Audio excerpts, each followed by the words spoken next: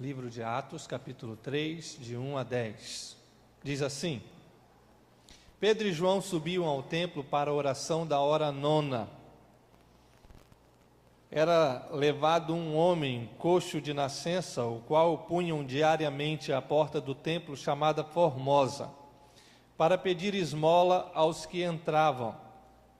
Vendo ele a Pedro e João que iam entrar no templo, implorava que lhe dessem uma esmola.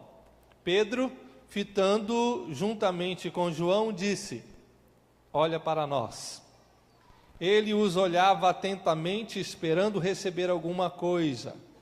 Pedro, porém, lhe disse: Não possuo nem prata, nem ouro, mas o que tenho, isso te dou. Em nome de Jesus Cristo Nazareno, anda. E tomando-o pela mão direita, o levantou. Imediatamente os seus pés e tornozelos se firmaram. De um salto se pôs em pé, passou a andar e entrou com eles no templo, saltando e louvando a Deus. Viu todo o povo andar e a louvar a Deus, e reconheceram ser ele o mesmo que esmolava, assentado à porta formosa do templo, e se encheram de admiração e assombro por isso que lhe acontecera. Oremos. Deus santo e bendito, tem misericórdia de nós pecadores, Senhor.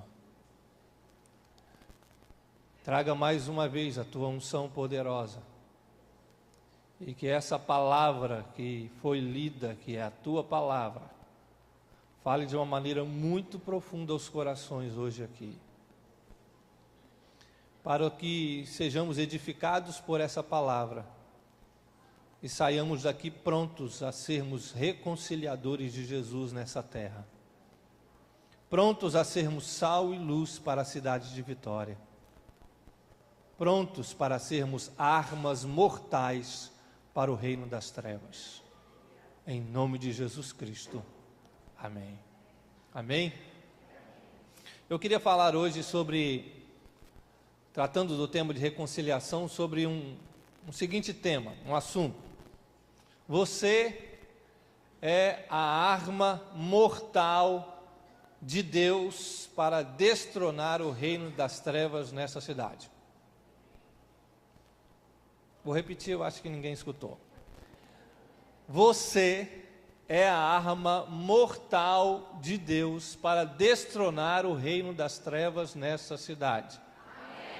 Amém, amém. Graças a Deus. Agora você vai repetir a mesma coisa que eu disse para a pessoa que está do seu lado. Você é a arma mortal de Deus para destronar o reino das trevas nessa cidade. Amém? Amém. Deus te separou como reconciliador. Todos nós devemos e somos armas mortais de Deus para tirar a bandeira do reino das trevas e colocar a bandeira de Cristo nessa cidade. Você não está aqui à toa. Você não veio para Vitória a passeio. Você não saiu da onde você saiu para cá à toa.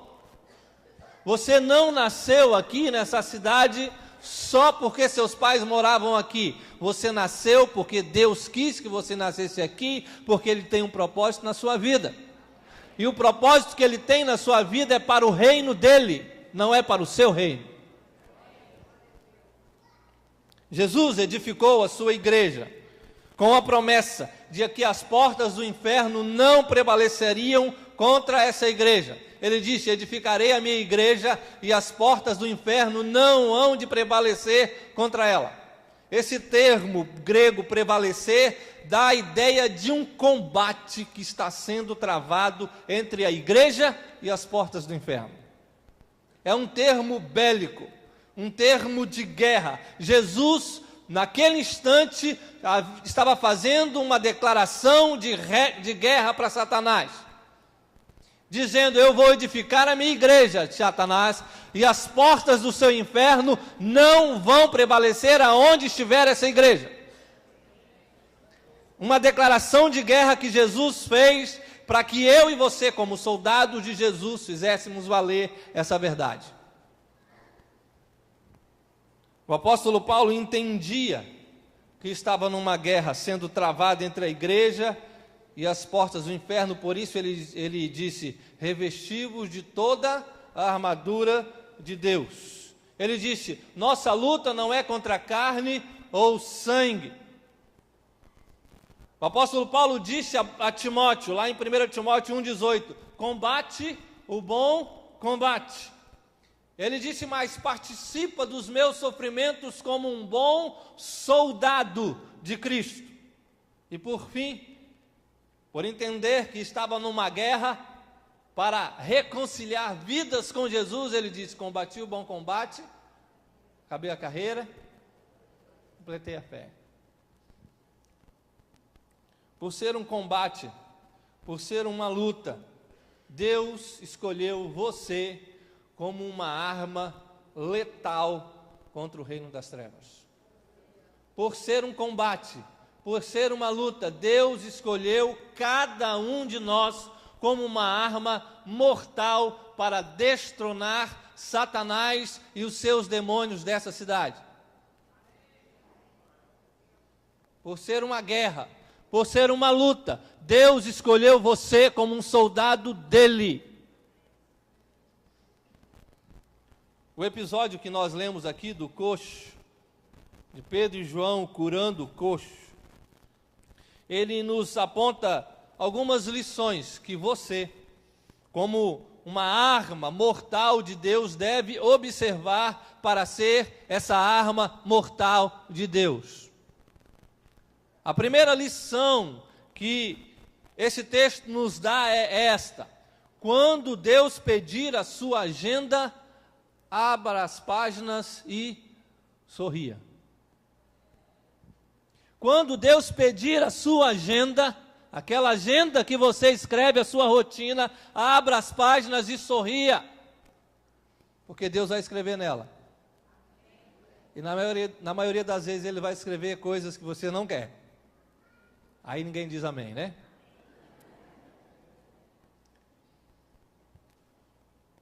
Olha bem o texto. Versículo 3 diz que Pedro e João estavam indo entrar aonde? Eles estavam indo entrar no templo. Eles iriam entrar no templo para orar, era costume deles. No entanto, a grande e melhor oração não foi feita no templo, ela foi feita fora do templo. Deus abriu as páginas da agenda de Pedro e João e disse: vocês não vão entrar no templo para orar, vocês vão orar aqui fora mesmo, porque eu tenho um coxo para curar. Mudou a rotina. A melhor oração foi feita: eu não possuo nem prata e nem ouro, mas o que eu tenho, isso te dou, em nome de Jesus o Nazareno, levanta e anda. Eles queriam orar no templo, e Deus disse: vai orar aqui na rua, é aqui que eu quero. A agenda de hoje é essa. Depois é que eles entraram no templo. Mas aí a Bíblia diz que eles não entraram no templo para orar. Diz que eles entraram no templo louvando e cantando. Porque o milagre já havia sido feito fora do templo.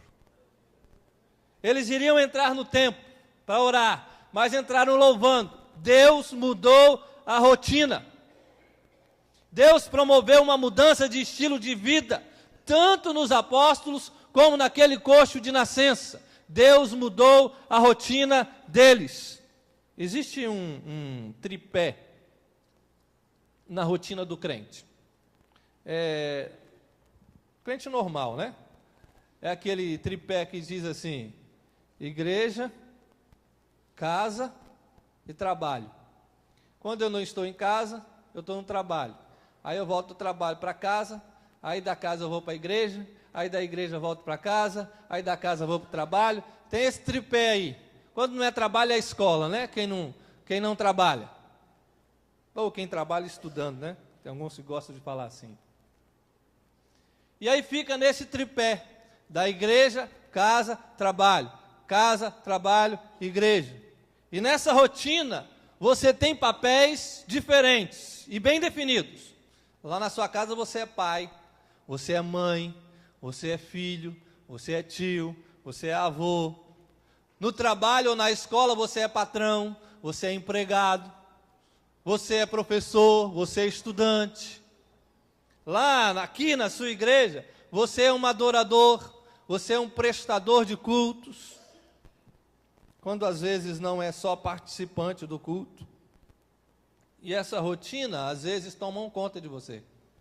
Essa rotina, às vezes, toma conta da sua vida. Contudo, Deus lhe deu um papel para todos esses locais onde você estiver. Seja em casa, seja no trabalho, seja na igreja. Você é sal e luz desse mundo pecador. Um papel para todos os locais. Você é reconciliador de vidas, em todos os locais. Em todos esses locais, você é a arma mortal de Deus para destronar o reino das trevas. Mas preste atenção, você é sal e luz. Deixa eu te falar uma coisa. Nós temos médicos aqui hoje. Muito sal faz o quê, irmão?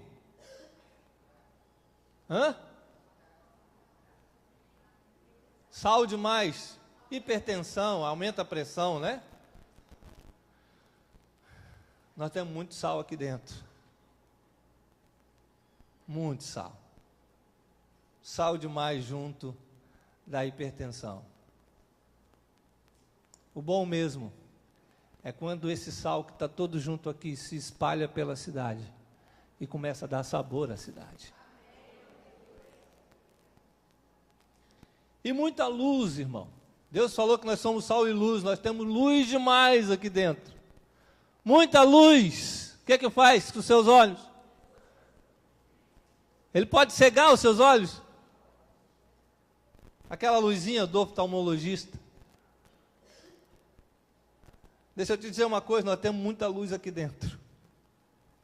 O bom mesmo é quando essa luz se espalha pela cidade e começa a iluminar o lugar de trevas que existe aqui na cidade de Vitória. Então, quando Deus pedir a tua agenda, abra as páginas dessa agenda e sorria. E diga: Senhor, está aqui. Para onde o Senhor quer que eu vá agora? Qual é a minha agenda do dia? Qual é o coxo espiritual que eu vou ter que fazer andar hoje? Segunda lição que este texto nos dá é que quando as circunstâncias exigirem o seu caráter, mostre o seu distintivo. Vou explicar. Quando as circunstâncias exigirem o seu caráter, mostre o seu distintivo. Eles olharam para o coxo e disseram: olha para nós. Eu contei essa história no culto de quarta-feira, num dos cultos de quarta-feira. A história é uma historinha, lógico. Diz que numa cidadezinha nos Estados Unidos, tinha uma cidade bem pequenininha, uma vilazinha, havia um caminhoneiro, um caminhão enorme, e ele descia a montanha. Toda semana ele passava por aquela vilazinha, e ele descia com aquele caminhão imenso a montanha, e ele descia na pequena vila e começava a fazer arruaça com aquele caminhão, e derrubando coisas, e assustando as pessoas. Era uma vila muito pacata, muito quieta. E aquele caminhoneiro era esperado toda semana, e toda semana ele passava fazendo muita arruaça, muita bagunça. Aí os moradores daquela vila souberam que numa outra vilazinha, um pouco distante, havia um xerife, um velho senhor xerife, que havia dado ordem na cidade. A cidade era muito bagunçada, e esse xerife colocou ordem na cidade. Aí eles chamaram o xerife para cá, para que desse ordem nessa cidade também, e colocassem ordem nesse caminhoneiro. E ele foi, era um senhorzinho que mal conseguia ficar em pé, coitado. E eles olharam e falaram assim: mas como esse senhor vai dar ordem para aquele caminhoneiro? Com aquele caminhão imenso. E aí, ele foi para a cidade, assentou-se numa calçada e ficou esperando. Aí o caminhoneiro apontou lá na montanha, com aquele caminhãozão grandão, e começou a acelerar na montanha abaixo. O velhinho viu, levantou-se com aquela dificuldade, e foi arrastando o pé para o meio da rua. E o caminhoneiro vinha.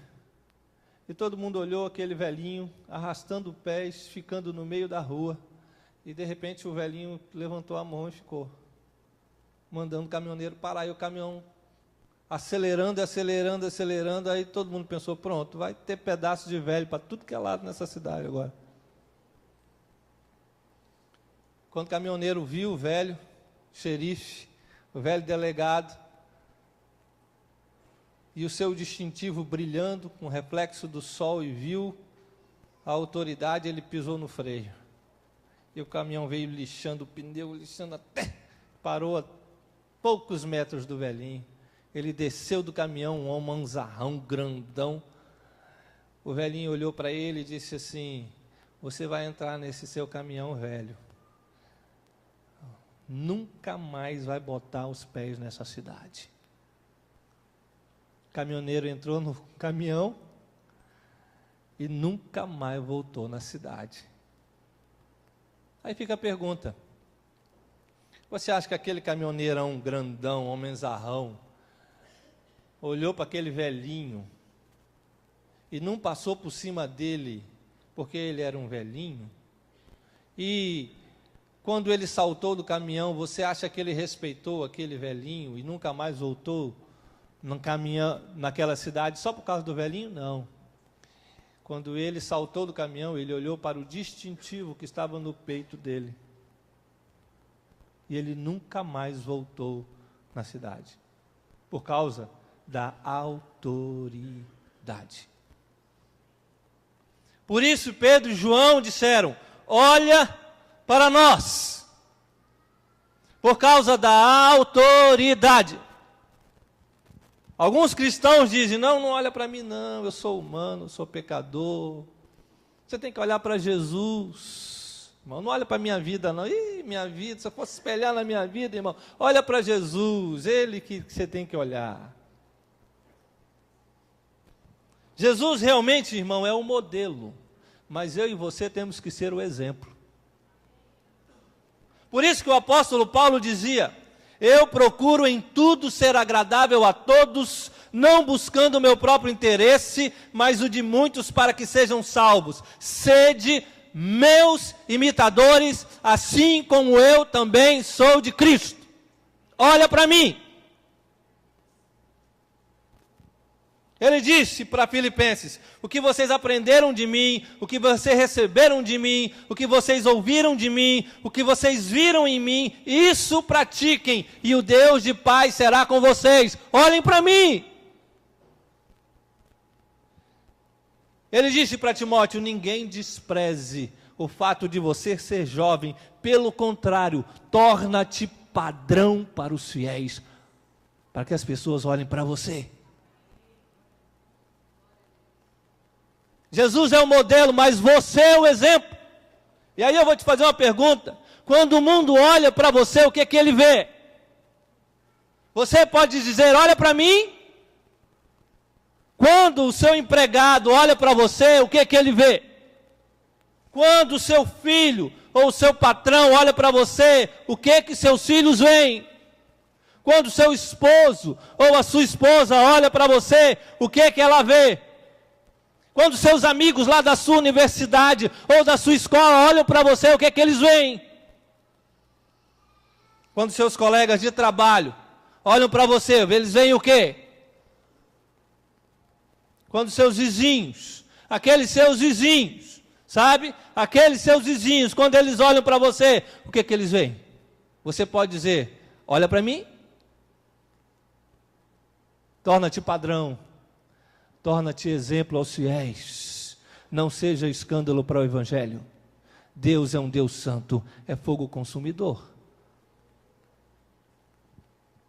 Alguém disse que existem 4 evangelhos: Mateus, Marcos, Lucas e João. E o crente é o 5º evangelho. Deixa eu dizer uma coisa para você, meu irmão. As pessoas não vão ler Mateus, Marcos, Lucas e João antes de ler a sua vida primeiro. A vida que, o evangelho que as pessoas leem é a vida do crente. Por isso Pedro e João disseram: olha para mim. Você pode olhar para mim. Infelizmente, tem muito crente que não pode dizer assim. Olha, irmão, você tem até pastor que não pode dizer assim. Que dirá os crentes? A terceira lição que nós aprendemos aqui, para ser uma arma mortal para o reino das trevas, é que mesmo quando o preço for alto, não barateie a mensagem da cruz. Mesmo quando o preço for alto, não barateie a mensagem da cruz. No verso 5 diz que esse homem, coxo de nascença, olhou para eles atentamente, esperando receber alguma coisa. O que ele esperava? Esmola. O que ele estava fazendo ali? Ele pedia esmola. Ele estava esperando receber esmola. Aquele homem era coxo de nascença, ele nasceu assim, e ele estava ali diariamente, provavelmente, desde a sua meninice, esperando e pedindo esmolas. Ele não podia esperar realmente outra coisa. Quando Pedro e João disseram: olha para mim, ele devia ter pensado: olha lá, vem uma esmola. Porém, o coxo pediu esmola, e Jesus deu perna para ele. O coxo pediu esmola e Jesus deu pernas. Pedro e João não deram para ele o que ele queria, mas deram para ele o que ele realmente precisava. E assim é a igreja de Jesus, irmão. Mesmo quando tudo estiver difícil, não torne a mensagem da cruz barata, não. Nós não estamos aqui para dar o que o mundo quer. Nós damos aquilo que o mundo precisa.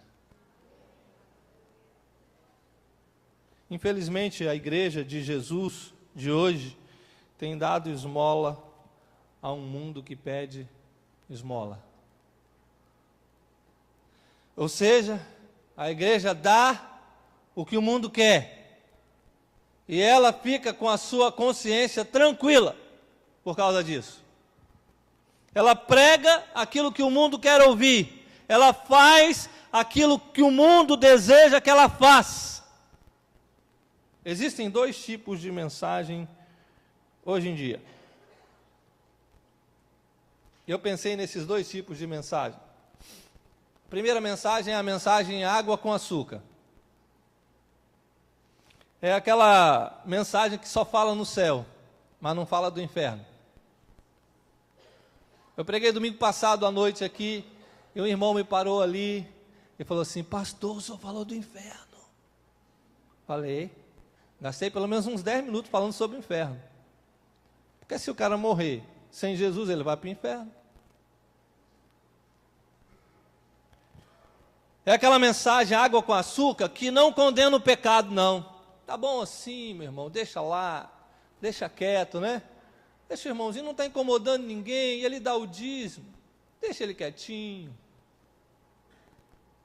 Mas não condena o pecado dele. Ele dá o dízimo, mas tem 3, 4, 5 mulheres lá fora. Vamos deixar, olha, ele é da família tal nada, irmão. Crente em Jesus não tem sobrenome.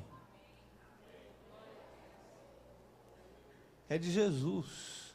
E o pecado tem que ser condenado. Amado o irmão e condenado o pecado. É aquela mensagem que não exorta, porque exortar magoa. Pode dar até processo hoje. Não vão exortar o irmão não, que ele pode me processar. Exortação hoje magoa, fere. É aquela mensagem que só fala de prosperidade e nunca de sofrimentos. Eu estava falando lá na escola bíblica hoje sobre isso, não é? O apóstolo Paulo, se vivesse nos nossos dias, seria considerado um ministério fracassado. Porque é um homem que viveu de sofrimentos por causa do evangelho. A igreja da prosperidade de hoje diria: esse ministério não é bom, ele só sofre. No entanto, o evangelho chegou até nós por causa do apóstolo Paulo, o maior intérprete da mente de Jesus Cristo.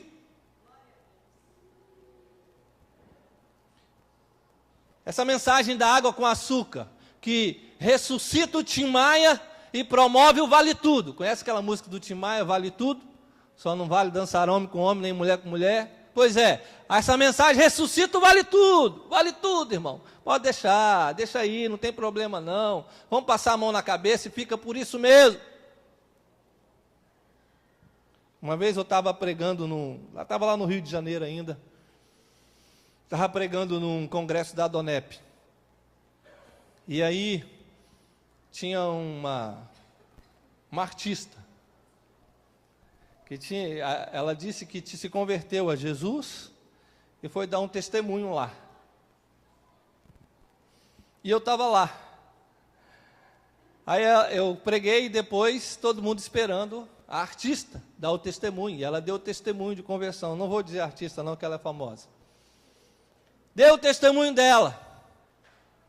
Na outra semana, ela era a capa da Playboy. É sim, o evangelho é com açúcar. No que tem, meu irmão? Está tudo aí. O corpo quem fez foi Jesus mesmo, né? Não tem problema não. Agora, em contrapartida, existe aquela mensagem vinagre com fel. Se tem a água com açúcar, tem um vinagre com fel. É aquela que trata o corpo como se fosse um parque de diversões do capeta. Ou seja, é aquela que anula a graça e impõe costumes medievais em pleno século XXI. Aquela mensagem que tem uma coleção de não pode isso, não pode cortar o cabelo, não pode fazer isso, não pode pintar a unha, não pode usar brinco, não pode usar perfume, não pode ir na praia, não pode ir no cinema, não pode ter um carro, não tem que andar de bicicleta, não pode isso, não pode aquilo, não pode isso, não pode aquilo. Essa mensagem, tipo de mensagem, faz de Deus um velho barbudo que está sentado no trono jogando raio em todo mundo aqui embaixo. É aquela que retém o controle absoluto do crente, fica ali com aquele crente preso. Só falta produzir uma cartilha, 5 maneiras de você espirrar corretamente, segundo a Bíblia. É ali, aquele controle absoluto, o cara não pode se mexer. Se ele ligar a televisão na Globo, o pastor liga para ele na hora.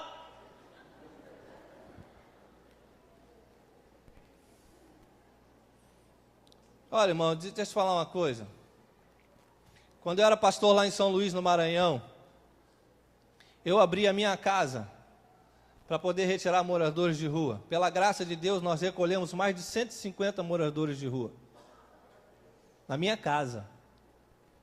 Não foi no centro de recuperação, foi na minha casa. E eu vou dizer uma coisa para você, 95% daquelas pessoas que passaram pela minha casa, que moravam na rua, 95% delas haviam frequentado um tipo de igreja assim, que proibia tudo. Uma vez eu estava conversando com o Paulinho Bang Bang, já viu o Paulinho Bang Bang? É um bandido, da época do Carandiru. Ele foi líder lá, de facção lá no Carandiru, quando existia o Carandiru.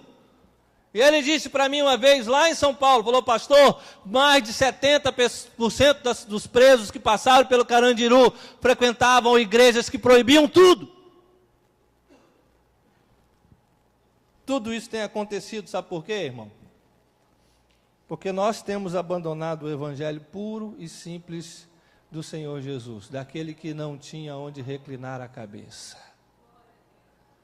Nós temos abandonado o evangelho puro e simples de Cristo.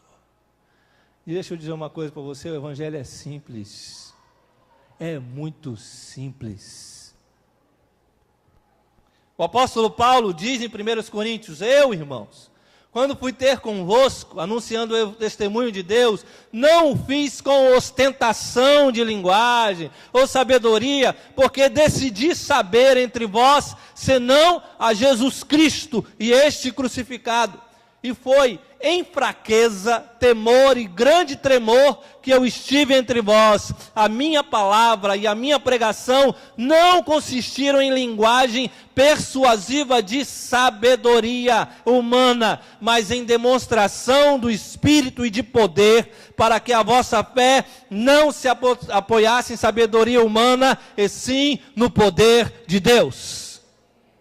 Evangelho é simples. Evangelho é o poder de Deus. No final dessa carta de 1 Coríntios, Paulo dá um resumo daquilo que era o Evangelho. Ele diz, irmãos, venho lembrar-vos o Evangelho que vos anunciei, o qual vos recebestes e no qual ainda perseverais. Antes de tudo entreguei o que também recebi. E o Evangelho é este: Cristo morreu pelos nossos pecados, segundo as Escrituras, e foi sepultado, ressuscitou ao terceiro dia, segundo as Escrituras. Este é o Evangelho, que passar disso vem do maligno. O Evangelho é simples. Jesus morreu, ressuscitou, está vivo e voltará para levar a sua igreja. Esse é o Evangelho. Não tem que ficar inventando nada, não. Não tem que ficar produzindo nada, não. O Evangelho é Jesus Cristo, e só Ele. Por que inventar outra mensagem, se é essa mensagem que o mundo precisa? É essa mensagem que você deve anunciar. A quarta e última verdade é que quando você agir como um touro, você arrasta o menino. Quando você agir como touro, você arrasta o menino. Conta a história que havia um pessoal conversando e de repente apareceu um menino com uma cordinha, um barbantezinho puxando um touro. Um menino franzino, magrelo, e um touro imenso de 2 toneladas. E o menino puxando aquele touro imenso com aquele barbantezinho e o touro acompanhando. Aí alguém olhou e diz assim, se o touro soubesse a força que ele tem, ele arrastava esse menino.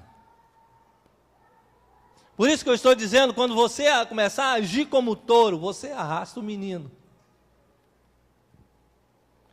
O apóstolo Paulo diz lá no versículo 6, ele disse para o coxo, o que eu tenho, isso te dou. Estava agindo como um touro.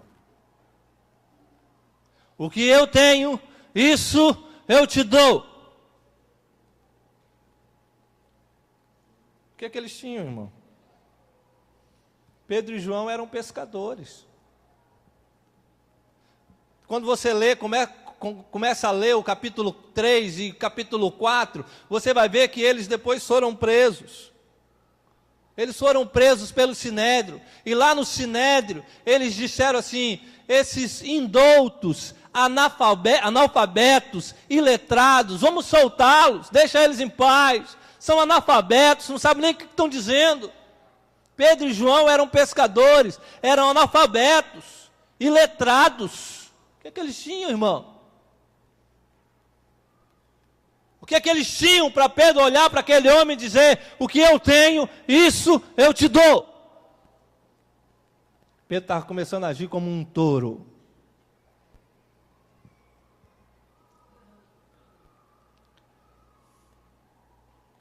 Nós, ao contrário, temos erudição. Temos sim. Nós temos condição financeira. Temos sim. Nós temos inteligência. Temos. Temos cultura. Temos.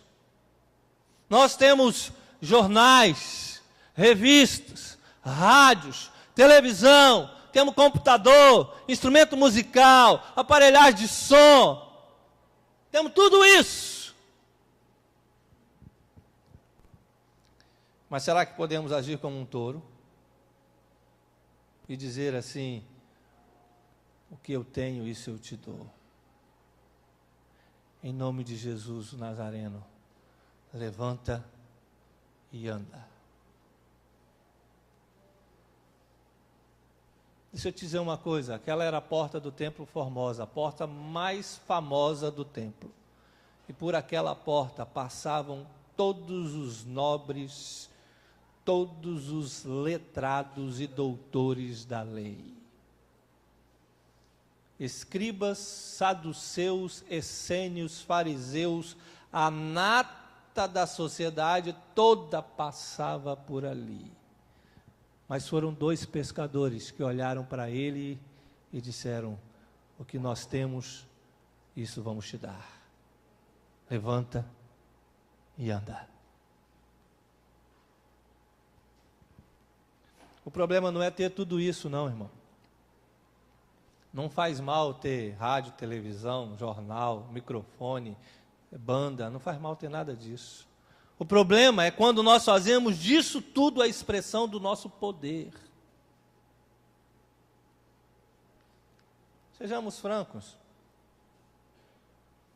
Quando alguma coisa falha aqui, há um certo burburinho. Não tem muito tempo, o telão falhou. E alguns irmãos acharam uma loucura. Um irmão procurou lá fora e falou: pastor, e agora para o culto da noite, como é que nós vamos fazer sem um telão? Eu falei: meu irmão, eu não cultuo o telão. Eu não venho aqui cultuar o telão não, irmão. Eu presto tudo para Jesus. Se não estiver estacionamento, eu venho. Se não tiver ar-condicionado, eu venho. Se não tiver telão, eu estou aqui. Se não tiver microfone, eu venho aqui mais na frente e escuto. Isso tudo não é expressão do nosso poder. Jesus disse: recebereis poder quando descer sobre vós o Espírito Santo. O Espírito Santo de Deus é a expressão do nosso poder. O poder de Jesus, ele é expresso em algumas coisas, e o texto nos dá essa dica. Primeiro, o poder de Jesus, ele é expresso em vida de oração. Eles iam entrar no templo para orar, para viver a sua vida de oração. O poder de Jesus, ele é expresso na sensibilidade à voz do Espírito Santo. Eles iam para o templo orar, e o Espírito Santo falou com eles: para, tem um coxo que eu vou curar, não quero que vocês entrem no templo, para aqui. Eles pararam porque estavam sensíveis à voz do Espírito Santo. O poder de Jesus está expresso em comunhão inclusiva, ou seja, Jesus não é só para mim, esse coxo também precisa dele, eu preciso incluir esse coxo no reino de Deus agora.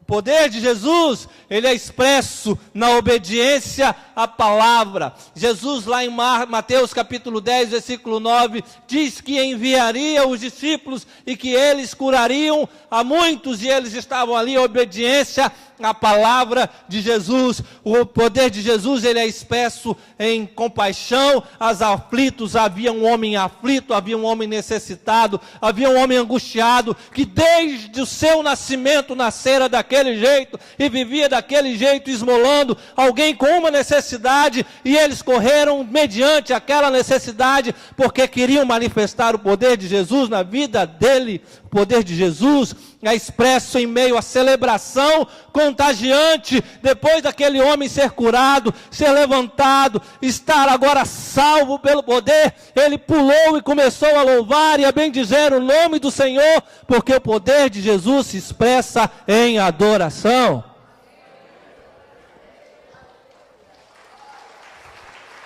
Poder de Jesus. Não é meu e nem seu, não. É de Cristo. Eu queria concluir. Depois que eles curaram o coxo, os líderes religiosos do povo judeu prenderam a Pedro e João e proibiram Pedro e João de falar do nome de Jesus. Eles disseram: nós vamos soltar vocês, mas vocês estão proibidos em pregar no nome de Jesus. Sabe o que Pedro e João disseram para eles? Nós sentimos muito, senhores, mas nós não podemos deixar de falar do que vimos e ouvimos. Sentimos muito. Sabe por que isso?